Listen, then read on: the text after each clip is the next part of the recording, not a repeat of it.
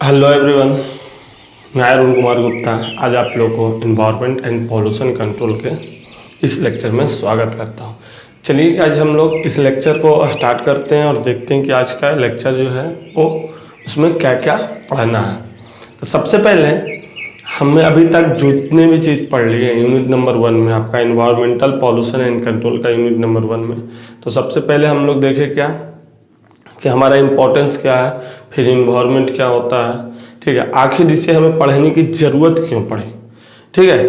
तो हम लोग ये सब अभी तक देख लिए कि इन्वायरमेंटल पॉल्यूशन, फिर इन्वायरमेंट से रिलेटेड, फिर इकोसिस्टम देखें, फिर टाइप्स ऑफ इकोसिस्टम देखें, ठीक है। उसके बाद पॉल्यूशन देखें, फिर टाइप्स ऑफ पॉल्यूशन देखें, पॉल्यूटेंट देखें, ठीक है। उसके बाद आया था एक आपका टर्म आया था कीटो प्रोटोकॉल, ठीक है। कीटो प्रोटोकॉल में क्या बोला गया था कि आपका जो भी ग्रीन हाउस गैसेस की जो एमिशन हो रही है उसको कम से कम करें। उसके लिए हम लोग क्या किए, पूरे देश मिलकर एक मीटिंग किए, ठीक है। और वो मीटिंग कौन ऑर्गेनाइज करता है? United nation framework convention on climate change, ठीक है। मतलब एक प्रकार का ऐसा संगठन बनाया गया था यूनाइटेड नेशन के द्वारा जो कि इन्वायरमेंट में जो भी चेंजेज आ रही है उस पर बात करेंगे कि उसका चेंजेज को आपको कम से कम करना है, यानी कि आप ग्रोथ कीजिए, अपने देश को ग्रोथ कीजिए, या फिर कोई भी देश है जो अपना ग्रोथ करे लेकिन इन्वायरमेंट पे इफेक्ट ज़्यादा ना दे, ठीक है। इस तरीके से उसने एक बोल सकते हैं कि जो कीटो प्रोटोकॉल है वो एक प्रकार का क्या है, आपका समझौता पत्र है, ठीक है। उस पर 135 देश, उससे भी ज़्यादा देश, अभी तो फिलहाल 185-90 देश है जो मिलकर कीटो प्रोटोकॉल पे साइन कर रहे हैं। उसमें क्या था कि 2005 से इम्प्लीमेंट हुआ था फर्स्ट उसमें जो मीटिंग हुई थी वो आपका 2005 से लेकर 2012 तक के लिए एप्लीकेबल था। फिर सेकेंड मीटिंग हुई जिसमें 2012 से लेकर 2020 तक था, ठीक है। जो भी अभी का साल चल रहा है यहाँ तक हमारा एप्लीकेबल था, मतलब यहाँ तक आपको इस तरीके से ही कार्बन एमिशन करनी है, मतलब कार्बन डाइऑक्साइड बोल सकते हो या फिर बोल सकते हो ग्रीन हाउसेस गैस, ठीक है। और उसमें रिडक्शन करने के लिए बात किया गया था। पहला वाला में किया गया था कि 5% आपको रिड्यूस करना है फर्स्ट मीटिंग में। सेकेंड मीटिंग में बोला गया था कि आपको 18% जो भी अभी कार्बन डाइऑक्साइड मतलब बोल सकते हो कि ग्रीन हाउस गैसेस हम लोग एमिट कर रहे हैं उससे 80% कम करेंगे, ठीक है। अब चलिए बात करते हैं उसी के आगे, उसी से रिलेटेड एक टर्म आती है कार्बन क्रेडिट, ठीक है, या कार्बन यूनिट करके आती है। जैसे कि बोर्ड पे आपको दिख रहा है कार्बन यूनिट या कार्बन क्रेडिट। ये क्या होता है बेसिकली? देखो, बेसिकली कार्बन यूनिट की बात करते हैं तो ये कार्बन डाइऑक्साइड, ठीक है, जो भी हम लोग एटमॉस्फेयर में एमिट करते हैं उसका एक क्रेडिट देता है। अगर हम कम देंगे, ठीक है, अगर हम ज़्यादा कार्बन डाइऑक्साइड किसी भी इन्वायरमेंट में अगर हम छोड़ेंगे तो हमारे लिए तो वो नुकसान है, साथ में पूरे देश के लिए नुकसान है। तो पूरे देश से सब मिलकर क्या बोला कि हम एक प्रकार से कि जितना कम आप कार्बन डाइऑक्साइड आप एटमॉस्फेयर में या फिर इन्वायरमेंट में छोड़िएगा उतना ही हम आपको कार्बन क्रेडिट देंगे। क्रेडिट कहने का मतलब कि हम आपको एक प्रकार का क्रेडिट देंगे कि आप बहुत अच्छे, जैसा कि कोई इंसान कोई काम करता है, ठीक है, काम करता और अच्छा काम करता है तो उसको क्रेडिट देते हैं हम लोग, ठीक है। और बुरा काम करता है तो उसको हम लोग कोई क्रेडिट नहीं देते हैं, ठीक है। उल्टी वो क्या करता है कि अगर अपना इमेज कभी बनाना होता है, ठीक है, अपना इमेज बनाना होता है, जो बुरा लोग हैं वो अपना इमेज बनाना होता है, वो क्या करता है अच्छे लोग से क्रेडिट लेता है, कहता है कि भाई तुम हमारे सपोर्ट कर दो ताकि लोगों को अच्छा इमेज जाए, मतलब मेरा जो मैसेज है वो अच्छा जाए, हमारे प्रति जितने भी नेगेटिविटी है वो कम से कम हो जाए, ठीक है। चलिए बात करते हैं सबसे पहले कि अगर कार्बन क्रेडिट की बात करते हैं तो कार्बन क्रेडिट क्या बोलता है, इट इज अ परमिशन, ठीक है, इट इज अ ट्रेडेबल, ठीक है, ट्रेडेबल सर्टिफिकेट और permit representing the right to emit 1 ton of carbon dioxide, ठीक है। ये क्या बोल रहा है, ये बोलता है कि ये हमें एक परमिशन देता है, ठीक है। और ये क्या है, ये ट्रेडेबल सर्टिफिकेट है। ट्रेडेबल सर्टिफिकेट का मतलब होता है कि इसमें हम लोग किसी दूसरे को खरीद सकते हैं, बेच सकते हैं सर्टिफिकेट, ठीक है। इसमें क्या होता है, और ये बोलता है कि सर्टिफिकेट और परमिट रिप्रेजेंटिंग द राइट, उसमें रिप्रेजेंट करता है, मतलब अगर हम सर्टिफिकेट किसी को दिए तो रिप्रेजेंट करेगा या परमिट करेगा द राइट टू एमिट, ठीक है। मतलब हमको एक अधिकार दे देता है कि आप एमिट कीजिए। एमिट का मतलब कि आप कार्बन डाइऑक्साइड इन्वायरमेंट में छोड़ दीजिए, ठीक है। Right to emit 1 ton of carbon dioxide, मतलब 1 टन कार्बन डाइऑक्साइड के बारे में बोलता है। अब अगर 1 टन कार्बन डाइऑक्साइड अगर आप छोड़ते हैं इन्वायरमेंट में तो उसका आपको जो भी क्रेडिट मिला है उस हिसाब से हम लोग बात करेंगे। अब थोड़ा सा समझते हैं अच्छे से कि ये है क्या, कार्बन क्रेडिट क्या है, ठीक है। अभी हमने बोला कि क्रेडिट होता है कि मतलब हम लोग कार्बन डाइऑक्साइड नहीं छोड़ेंगे तो हमको क्रेडिट मिलेगी। तो फिर अभी बोल रहे हैं आप परमिट दीजिएगा 1 टन कार्बन डाइऑक्साइड छोड़ने का, तो ये होता क्या। देखिए जैसा कि यहाँ पे आपको एक फिगर दिख रहा है, ठीक है। यहाँ पे क्या बना हुआ है कि आपको पैसा और उधर आपका कार्बन क्रेडिट। देखिए एकदम सिंपल सा, जो ये हमारा इन्वायरमेंट है वो किसी एक पार्टिकुलर देश का नहीं है, किसी एक पार्टिकुलर इंडिविजुअल इंसान का नहीं है, ये पूरे ओवरऑल ग्लोबली यानी कि वर्ल्ड वाइड सभी का है, ठीक है। जितना हक हमारा है उतना ही हक यहाँ के जानवर का भी है, उतना ही हक इस इन्वायरमेंट पे पेड़ पौधे का भी है, ठीक है। जितना हक हमारा इंडिया का है उतना ही हक चाइना का है, उतना ही हक अमेरिका का भी है। लेकिन अभी क्या है कि बहुत कुछ देश जो कि डेवलप्ड हो चुके हैं, ठीक है, वो ऑलरेडी बहुत सारे इंडस्ट्री वगैरह लगा चुके हैं। और कुछ ऐसे भी हमारे यहाँ देश हैं जो अभी डेवलपिंग कर रही है, जैसे कि इंडिया हो गया, चाइना हो गया, पाकिस्तान हो गया, ठीक है। हम लोग क्या कर रहे हैं, अभी डेवलपिंग कर रहे हैं। और कुछ ऐसे भी देश हैं जो अभी डेवलप किए ही नहीं, मतलब स्टार्ट भी नहीं किए, ठीक है। बहुत सारे ऐसे भी देश हैं। तो अब क्या है कि अगर मान लीजिए जो डेवलप कर लिया है और वो भी उतना ही कार्बन डाइऑक्साइड अगर मान लिया जाए कि एटमॉस्फेयर में छोड़ता है तो क्या होगा, ठीक है। अब देखो जो डेवलप कर लिया है तो उसके पास तो ज्यादा मतलब कि फैक्ट्री वगैरह है, तो वो ज्यादा फैक्ट्री वगैरह है तो वो ज्यादा करके आपको एमिशन करेगा, मतलब कार्बन डाइऑक्साइड ज्यादा एटमॉस्फेयर में छोड़ेगा। कार्बन डाइऑक्साइड छोड़ने का क्या मतलब है, कार्बन डाइऑक्साइड छोड़ने का सिंपल सा मतलब है कि आप कोई भी फैक्ट्री चलाते हैं तो आप वहां पे कोई भी एनर्जी, ठीक है, एक एनर्जी का ही यूज कीजिएगा, कहीं ना कहीं इलेक्ट्रिसिटी का यूज कीजिएगा। इलेक्ट्रिसिटी बेसिकली बनता किस चीज से है, आपका थर्मल पावर प्लांट से बनता है।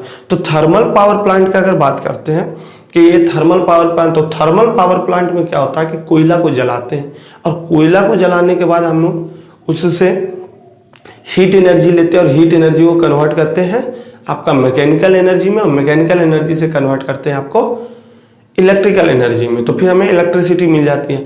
लेकिन जब हम हीट एनर्जी में कन्वर्ट करते हैं कोयला को तो उस समय हमें कार्बन डाइऑक्साइड हमारे यहाँ से रिलीज होती है जो कि एनवायरनमेंट में जाते हैं और वो हमारा एक प्रकार से पॉल्यूशन क्रिएट करती है, ठीक है। तो ये तो बात हो गई आपका कि कार्बन डाइऑक्साइड एमिशन की क्या बात हुई, ठीक है। अब देखो क्या बोल रहे थे कि जो देश डेवलप कर चुका है तो उसके पास ऑलरेडी बहुत सारा फैक्ट्री वगैरह होगा, तो वो क्या करेगा, अगर वहां पे वो पूरे फैक्ट्री को साइमल्टेनियसली मतलब कि एक ही साथ अगर रन करता है या चलाता है तो क्या होगा कि सब फैक्ट्री में से आपका क्या आएगा, एग्जॉस्ट गैसेस यानी कार्बन डाइऑक्साइड एमिट होगी, ठीक है। हमारे यहाँ जैसे हम लोग डेवलपिंग कंट्री है तो हमारे यहाँ क्या है कि उसके कंपेरिजन में बहुत कम फैक्ट्री वगैरह है, तो हम लोग क्या करेंगे कम एमिशन करेंगे कार्बन डाइऑक्साइड के। अगर कम एमिशन करेंगे तो हम लोग क्या कहेंगे कि हम लोग इन्वायरमेंट को प्रदूषित नहीं कर रहे हैं। वो कहेगा कि नहीं हम भी प्रदूषित नहीं कर रहे हैं क्योंकि हमारा ये जरूरत वाली चीज है। हम बोलेंगे कि हमारा भी जरूरत है लेकिन हम लोग उसको बैलेंस करके चल रहे हैं, तो बोलेगा ऐसा कुछ नहीं है, ठीक है, हमें जरूरत है हम करेंगे। तो अब इसमें क्या होगा कि आदमी मतलब दो देश या फिर बहुत सारे देश के बीच में मतभेद पैदा हो जाएगा। तो इस मतभेद को या फिर बोल सकते हो कि दो देशों और बहुत सारे जितने भी सारे देश जो कीटो प्रोटोकॉल पे साइन सिग्नेचर किए थे उस सब के बीच में एक अंडरस्टैंडिंग हो और फिर एक कुछ इस प्रकार से समझौता हो कि जिसमें हम कम प्रोड्यूस करें तो भी खुश रहें और जो ज्यादा प्रोड्यूस करें वो भी खुश रहें। अब देखिए कि बात क्या है, समझने के लिए हम आपको एक एग्जांपल बताते हैं। जैसे कि कोई देश है, ठीक है, एक एबीसीडी देश है जो कि डेवलप्ड है, ये डेवलप्ड कंट्री है, ठीक है। ये प्रत्येक साल, एक साल का हम बात कर रहे हैं, प्रत्येक साल ये आपका बोल सकते हैं कि 500 टन कार्बन डाइऑक्साइड एमिट करता है कहाँ, इन्वायरमेंट में, ठीक है। इन्वायरमेंट में ये 500 टन कार्बन डाइऑक्साइड एमिट करता है। अब एक और मान लीजिए XYZ आपका कंट्री है जो डेवलप करता है, जो डेवलपिंग कंट्री है, ठीक है, ये डेवलपिंग कंट्री है। ये एक साल में आपका कार्बन डाइऑक्साइड कितना एमिट करता है, मान लेते हैं कि ये 80 टन आपका कार्बन डाइऑक्साइड एमिट करता है, ठीक है, इन्वायरमेंट में। अच्छा, बात तो ये होगी कि ये 500 टन कर रहा है और ये 80 टन ही कर रहा है। अब देखिए बात ये है कि अब जो यूनाइटेड नेशन, एक आपको कीटो प्रोटोकॉल में आपको पढ़ने के लिए आया था, ठीक है, United nation framework climate condition, ठीक है, कन्वेंशन ऑफ क्लाइमेट कंडीशन, ठीक है, UNFCCC, ठीक है। इस तरीके का एक संगठन है। वो क्या किया कि देखो मतलब जितने भी देश इस पे साइन किए कीटो प्रोटोकॉल पे, तो वो आपस में लड़ाई झगड़ा ना करें, उसके लिए वो क्या किए, वो बोले हम सबको एक लिमिट सेट करके देते हैं, ठीक है। लिमिट किसके आधार पर सेट करके देते हैं, क्षेत्रफल के आधार पे। जिस देश का क्षेत्रफल जितना ज्यादा है, जिसके पास जितना रिसोर्सेस है, जितना उसकी इकोनॉमिकल कंडीशन यानी आर्थिक कंडीशन है, पैसे कमाने की जरूरत है, ठीक है, उस हिसाब से बहुत सारे फैक्टर को देखते हुए उन्होंने क्या किया कि कार्बन डाइऑक्साइड एटमॉस्फेयर में छोड़ने के लिए हर एक देश को एक पैरामीटर सेट करके दिया। अब वो जो पैरामीटर सेट करके दिया उसमें क्या है कि उसमें दे दिया जो भी आपका डेवलप्ड कंट्री है उसको दे दिया कि मान लिया जाए आप 450 टन आपका सेट है कि 450 टन ही आप एमिट कीजिएगा, ठीक है। इनको दे दिया गया, ठीक है, इनको बोल दिया गया कि आप 100 टन, ठीक है। अब देखो ये तुम्हें डिफरेंस ज्यादा लग रहा होगा, इस तरीके से नहीं होता, कुछ ज्यादा ही होता, ठीक है। तो हम सिंपल एग्जांपल के लिए दे रहे हैं, तो आप एग्जांपल समझिए। इनको सेट कर दिया गया कि आप 100 टन एमिट कर सकते हैं, इनको बोल दिया गया 450 टन आप एमिट कर सकते हैं, लेकिन ये कर कितना रहा, 500 टन, ठीक है। तो 500 टन कर रहा है तो इसके पास 50 टन के लिए परमिशन लेना पड़ेगा, ठीक है। 450 टन के लिए तो परमिशन मिल चुका है, 50 टन के लिए और एमिशन, मतलब कि इसको परमिशन लेना पड़ेगा। इसके पास देखिए, इसके पास क्या हो रहा है, 100 टन था, ये 80 टन ही कर रहा है, तो 20 टन इसके पास क्या हुआ, सरप्लस, मतलब कि फायदे में है। अभी भी ये 20 टन और कर सकता था, ठीक है, 20 टन पॉजिटिव में और ये 50 टन क्या है, निगेटिव में, मतलब कि इसको अभी जरूरत है, लेकिन ये बेचारा क्या करे। तो अब क्या करेगा, ये जो अपना 20 टन है वो इसको बेच सकता है। अब वो बेचेगा, उसी को हम लोग बोलते हैं कार्बन क्रेडिट। अब वो किस तरीके से करता है, जो कार्बन क्रेडिट होता है वो आपका 1 ton of carbon dioxide equivalent हुआ 1 कार्बन क्रेडिट, कार्बन क्रेडिट, ठीक है। इसका कहने का ये मतलब है कि अगर 1 टन आपके पास कार्बन डाइऑक्साइड आप बचाते हो, 1 ton of carbon dioxide less emission, मतलब कि कम करते हो तो तुमको क्या मिलता है, 1 कार्बन क्रेडिट मिलता है। तो हम लोग क्या किए, 20 टन, ठीक है, 20 टन हमने कार्बन क्रेडिट मतलब कार्बन डाइऑक्साइड एमिशन कम किए, तो हमारे पास कितना क्रेडिट हुआ? 20 क्रेडिट हुआ। इस 20 क्रेडिट को हम इसको बेच सकते हैं। तो इसको 20 क्रेडिट बेचे तो इसको अब परमिशन मिल गया कि ये 20 टन और यहां से एमिट करेगा। बाकी इसको अभी भी 30 टन की और जरूरत है, तो 30 टन और किसी दूसरे देश से इसी तरीके से ये बात करेगा। ठीक है, ये है कार्बन क्रेडिट का वर्किंग, जो हमने सेकंड पॉइंट में लिखा था कि how to work carbon credit. ये इस प्रकार से कार्बन क्रेडिट। अच्छा, अब ये जब परमिशन देगा, देखिए वहां पे एक फिगर दिखा रहा होगा कि जब ये परमिशन देता है तो आपको उसके बदले में क्या मिलता है? पैसा मिलता है। ठीक है, उसके पैसा में आपको पैसा मिलेगा, क्योंकि भाई अगर तुम नुकसान कर रहे हो तो नुकसान कर रहे हो तो यहाँ पे क्या हो रहा है? क्या अगर आप कार्बन डाइऑक्साइड एमिट कर रहे हैं तो आप कुछ ना कुछ तो अर्निंग कर रहे हो, कमा रहे हैं ना उससे। जैसे कि आप फैक्ट्री चला रहे हैं तो फैक्ट्री में कोई चीज बन रहा होगा तो उससे क्या होगा? हमें फायदा होगी, और जब फायदा होगी तो हमको उस फायदे का तो कुछ ना कुछ हिस्सा चाहिए ना, तो वो हमें आपको इस रूप में पैसा देकर आपको मतलब कि कार्बन क्रेडिट आपसे ले लेगी। ठीक है, तो अब यहां पे बात आती है कि कौन कौन सा देश है जो ये काम करता है। ठीक है, मतलब कौन लेता है और कौन बेचता है, यही है आपका नेक्स्ट पॉइंट है major seller countries of carbon credit. जितने भी मेजर्स है वो आपका कौन कौन सा है जो देख लीजिए। चाइना हो गया, इंडिया हो गया, ब्राजील हो गया। ठीक है, इतना मतलब एक दो कंट्री।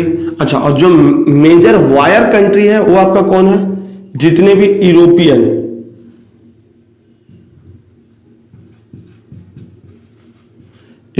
कंट्रीज है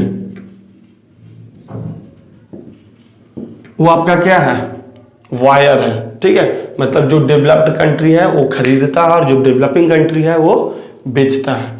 इंडिया में अभी हम बताते हैं आपको, एक इंडिया मल्टी कम्युनिटी एक्सचेंज करके वर्ल्ड का सबसे बड़ा, बोल सकते हो कि India multi community exchange world का सबसे बड़ा आपका लेन मतलब कार्बन क्रेडिट का मतलब कि बोल सकते हो कि खरीद बिक्री करता है, सबसे बड़ा कंपनी है। ठीक है, वो इंडिया का है और वो एशिया में वर्क करता है, यानी एशिया के जितने भी देश हैं उन लोग कार्बन बेचना हो किसी को तो वो टाई अप करवाते हैं, मतलब उनसे रिलेशन रखते हैं और उसके बदले में वो पैसा दिलाते हैं। ठीक है, तो अभी तक जितने हमने आपको समझाया, उम्मीद है कि आप लोग को कार्बन क्रेडिट के बारे में समझ आ गया। जो भी नोट्स वगैरह है वो आपको हम पीडीएफ के माध्यम से प्रोवाइड करा देंगे। ठीक है, अब बात आती है area of carbon credit generation. ठीक है, हम लोग किस किस एरिया से कार्बन क्रेडिट जनरेट कर सकते हैं? तो देखिए, सबसे पहली बात कि कुछ ऐसा टेक्नोलॉजी यूज कीजिए। ठीक है, अगर मान लीजिए कि हमें अभी क्या है, हमारा देश में जो इलेक्ट्रिसिटी बन रही है, ठीक है, इलेक्ट्रिसिटी बन रही है वो किससे बनती है? थर्मल पावर प्लांट से। थर्मल पावर प्लांट कहने का मतलब है कि कोयला को जलाते हैं हम लोग, तो कोयले को अगर जलाएंगे या फिर आपको कुछ ऐसे फ्यूल को, फॉसिल फ्यूल को ले आते हैं कि जिससे हम लोग को मतलब कि हीट एनर्जी मिले और ठीक है उसका यूज करते हैं। तो ये जितने भी फॉसिल फ्यूल है, कोयला है, ये सब को बर्न करते हैं तो हम लोग को क्या होता है कि कार्बन डाइऑक्साइड या फिर और भी अदर पॉल्यूटेंट हम लोग एयर पॉल्यूशन करते हैं। ठीक है, ये तो बेसिकली चीज था। तो ये बात है कि हम लोग क्या करें, तो इसके अल्टरनेट में हम इस कम से कम, ठीक है, कम से कम कोयले का यूज करें। उसकी जगह पे हम क्या करें? हाइड्रो का यूज, मतलब हाइड्रो पावर प्लांट लगा सकते हैं। उसकी जगह पे हम लोग विंड टरबाइन पावर प्लांट लगा सकते हैं। उसकी जगह पे हम लोग सोलर टरबाइन लगा सकते हैं, ऐसे सोलर प्लांट लगा सकते हैं। ठीक है, तो कुछ ऐसे एडवांस टेक्नोलॉजी हम लोग एक्वायर कर सकते हैं जिससे क्या होगा कि कार्बन डाइऑक्साइड की जो एमिशन है वो रेट घट जाए, और घट जाए तो हमारे पास क्या होगा? कार्बन क्रेडिट जमा होते जाएगी, और कार्बन क्रेडिट जमा होते जाएगी तो उससे हम क्या कर सकते हैं? किसी को बेच सकते हैं। समझ में आ गई? तो यही है हमारा। अब कौन कौन सा एरिया है कार्बन क्रेडिट जनरेशन का? तो कार्बन क्रेडिट का जनरली 2-3 तो सबको पता होता है। सोलर एनर्जी पे हम लोग स्विच कर जाएंगे, सोलर पावर प्लांट, ठीक है, विंड टरबाइन, हाइड्रो का मतलब पानी होता है, ठीक है, हाइड्रो पावर प्लांट। इसके बाद है आपका, अगर मान लिया फॉसिल फ्यूल से कोई चीज यूज कर रहे हैं तो फॉसिल फ्यूल की जगह पे हम लोग इथेनॉल फ्यूल यूज कर सकते हैं।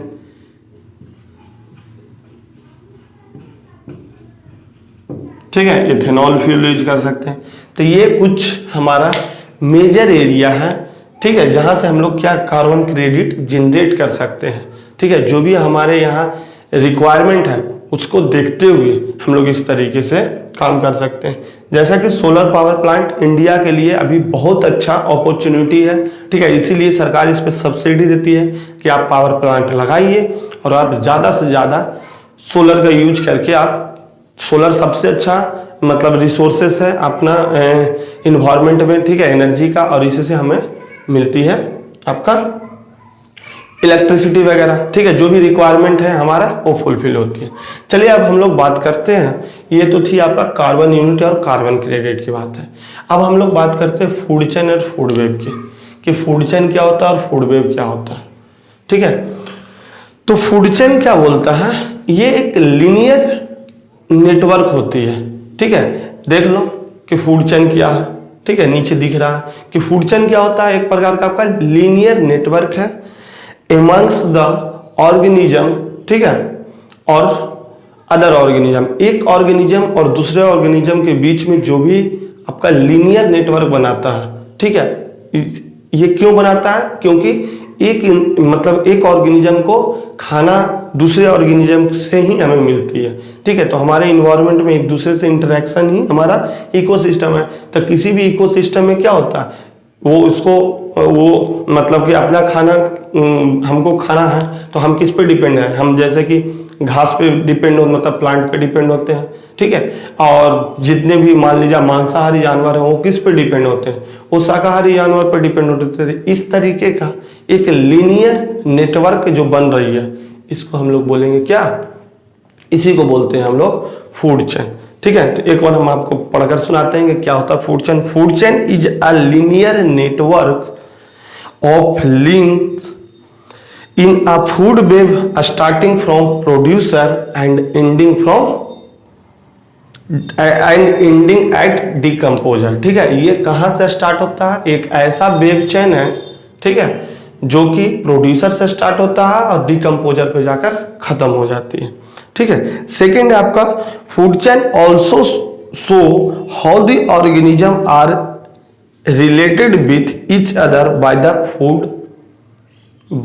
Food they eat. ठीक है, फूड चेन आया क्यों, क्योंकि यहाँ पे हमें खाना के लिए कोई भी ऑर्गेनिज्म है उसको खाने के लिए दूसरे ऑर्गेनिज्म पे डिपेंड होना पड़ रहा है। ठीक है, इसलिए आया फूड चेन। ठीक है, तो ये बेसिक नॉलेज थी, ठीक है, मतलब फूड चेन के बारे में, क्योंकि हमें बायोलॉजी में इसे पूरे डिटेल में पढ़ना होता है। तो थोड़ा सा हम आपको बता दिए कि अगर फूड चेन कुछ आया ऐसा तो आप इस तरीके से लिख सकते हैं। बाकी आपको हम नोट्स देंगे तो उसमें आपका फूड चेन का पूरा एक्सप्लेनेशन दिया हुआ है। चलिए अब सेकेंड एंड लास्ट टॉपिक है आपका, वो है फूड वेब। ये फूड वेब क्या होता है, फूड चेन तो समझ गया है कि एक दूसरे को खाना देते हैं। फूड वेब क्या होता है, एक इस प्रकार से मतलब कि रिलेशन होता है कि जैसे कि पेड़ है, पेड़ को खरगोश भी खा सकता है, पेड़ को कोई और जानवर खाए। ठीक है, खरगोश, अब मान लिया जाए एक शेर है, जैसे एक खरगोश खाया एक हिरन खाया, और जो एक मान लेते शेर है, शेर आपका खरगोश को भी खा सकता है, हिरन को भी खा सकता है। तो इस प्रकार से, ठीक है, और या फिर हो सकता है हिरन को कोई और खाएगा, ठीक है, अब उसको शेर खा सकता है। तो इस तरीके से मतलब कि फूड का चेन, ठीक है, मतलब बोल सकते हैं इसको natural interconnection between food chain make it food web. ठीक है, नेचुरल अगर मान लिया जाए कुछ फूड चेन बनता है, ठीक है, नेचुरल इंटरेक्शंस बिटवीन, ये नेचर के द्वारा कुछ इस प्रकार से इंटरेक्शन किसी फूड चेन के बीच में बनता है तो उसको हम लोग बोलते हैं फूड वेब। आपको दिख रहा होगा यहाँ पे कॉम्प्लिकेटेड कुछ इस तरीके से डायग्राम कि जिसमें आपको एक चीज पे दो चीज आधारित है और फिर उसके ऊपर में और भी चीज़ आधारित है। ठीक है, थोड़ा सा इसको आप रोक कर अच्छे से समझिएगा कि ये फूड वेब क्या होता है, डिफरेंस देखना है। ठीक है, फिर फूड चेन के बारे में भी आप डिफरेंस देख सकते हैं कि वो क्या होता है। और लीनियर नेटवर्क है और ये आपको बोल सकते हैं कि एक प्रकार से मतलब इंटरकनेक्टेड है एक दूसरे में। ठीक है, कि मतलब इससे से ये भी हो सकता है, इससे से मतलब इसका खाना इसमें। एक सबसे इंपॉर्टेंट आपका आता है ऑब्जेक्टिव पॉइंट ऑफ व्यू से, कहीं क्वेश्चन पूछ सकता है कि फूड चेन में जो एनर्जी का ट्रांसफर है, ठीक है, वो किस रेट से होता है।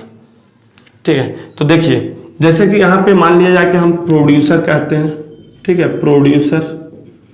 प्रोड्यूसर के बाद मान लेते हैं इसको कंज्यूमर कह रहे हैं,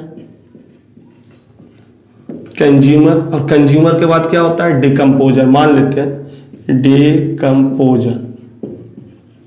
ठीक है, तो प्रोड्यूसर के पास जो भी एनर्जी है, ठीक है, ये जो भी एनर्जी इसके पास होगा